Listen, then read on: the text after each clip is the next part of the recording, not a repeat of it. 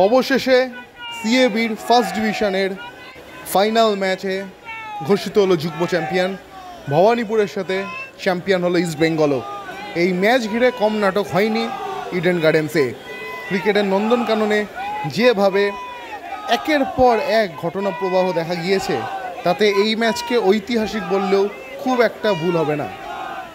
আমরা দেখেছি অতীতেও লিগের ম্যাচ নিয়ে, যখন স্বপন বল ছিলেন ইস্টবেঙ্গলের ক্রিকেট সেক্রেটারি, সেই সময় একাধিক ক্ষেত্রে এই ধরনের ঘটনা ঘটতে দেখা গিয়েছে। কিন্তু বেশ বহু বছর পর এরকম আবারও ঘটল, যেখানে দুই দলের কর্মকর্তারাই শেষ দিনে নিজেদের মধ্যে হাতাহাতিতে জড়িয়ে পড়েন।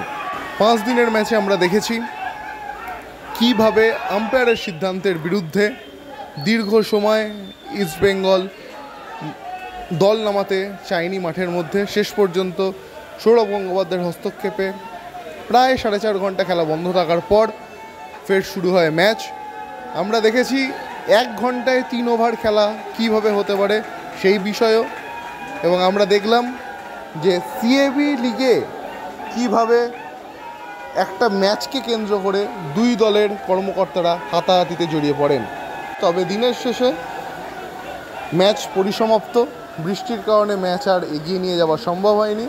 ইস্টবেঙ্গল ক্লাব এবং ভবানীপুর ক্লাব যৌথ চ্যাম্পিয়ন ঘোষণা করা হয়েছে।